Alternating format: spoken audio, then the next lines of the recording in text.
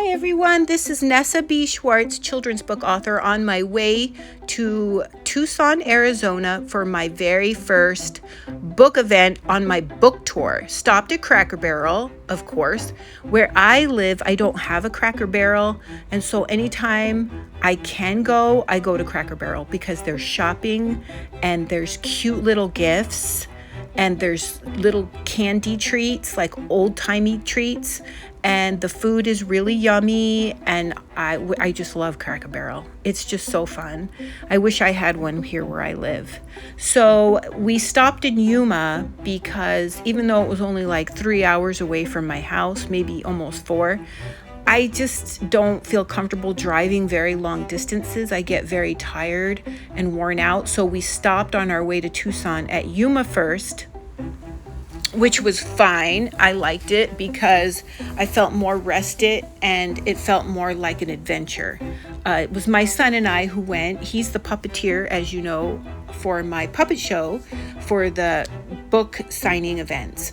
And then the next morning early, we left Yuma. I had to check out, make sure I had all of my supplies, which included the puppets, of course, and all the props, and of course the puppet show sets, and Barnes & Noble would supply all the books. But it took a lot of organization, and I made buttons for the kids as gifts, and I'm really proud because I bought a button maker machine. I don't know if anybody ever seen that before, but they're really fun. So we stopped at a rest stop, and they had snakes and insects in the area. And honestly, I don't love snakes and insects near me. I know they need to be out there. I'm happy they are. I just don't want them to be near me. So I think I didn't even go to the restroom at this rest stop. I think I just looked around and I said, I'm gonna go. So I just went back to my car and I went back on the road towards Tucson. The nice thing about that was that it was a twofer because I visited my aunt and uncle who live in Tucson as well, which was really, really nice just to see them. And then after I visited with them a little bit, I went to the Barnes & Noble, and I had a smaller crowd than I did at the one in my hometown, but it was still very lovely and nice, and I enjoyed it. And I actually liked the small crowd because I was able to interact with the kids better. After that, I went to Vegas. That was my next stop. And I'm telling you, that drive from Tucson to Vegas is a 2-lane highway. It was very dark because we ended up going in there through nighttime. And it was a really hard drive. I did not like that drive. But when we got to Vegas, I decided to go see the Red Rocks, and I had never seen the Red Rocks before. They're so beautiful. When I go to Vegas, and I've been there several times, I have gone, of course, to the Strip, which I'm not that crazy about anymore. I used to like to go because I liked all the pretty lights and to see the shows and have a nice dinner, but dinners aren't as like they used to be. Used to get the $5.99 buffets. They're not like that anymore.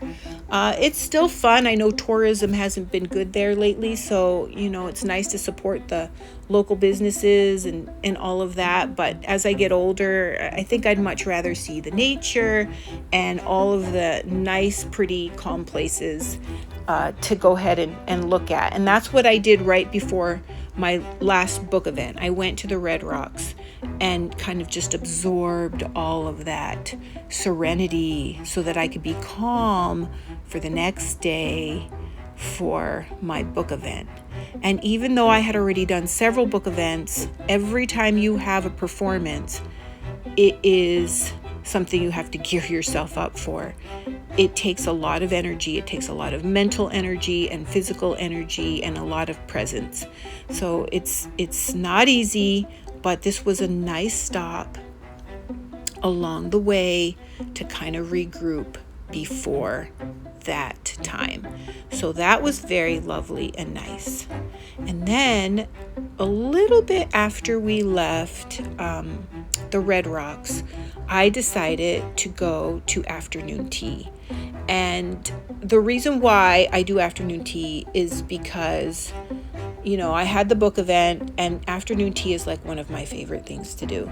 And this place here locally in Vegas is it's a family-owned tea shop, and we met the owner, and she was so gracious, and she was bringing us free sample teas out, loose leaf teas.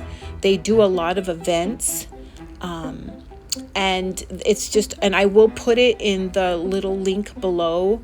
I'll put a little bit about this if anybody's ever in Vegas and wants to visit this tea house. I recommend you go there. It's just really a lovely place, and the tea was just perfect, right on the spot, and the food was really good. You know, not all the time is the food good. I've done teas all over in London, in Paris, in New York. I have done tea everywhere I go. I do tea. I go to tea shops, and this one was really good. And then my son was obsessed with, is this Kirby? Somebody please tell me if this is Kirby. I think this is Kirby, because I was telling him we don't want Kirby to fall off the shelf. Just keep him on the shelf. Yeah. So he was trying to situate him. So anyway, we went shopping at Target because, of course, if you're going to go to Vegas, what's the first thing you're going to do besides tea and the Red Rocks? You're going to do Target. So anyway, this was my event. They all look the same. I'm even wearing the same little dress almost in every one of them. But this one was a really sweet crowd, and they were very engaging, and they were a little older, and they were the perfect age for this chapter book. And they were raising their hands, and they were all so excited, and we had it was a really nice ending to my book tour. It was a short book tour, but it was mine, and I'm glad I did it. I had to drive it. I didn't like the driving, but it was way worth it. And of course, after that, we headed home. Time to go home.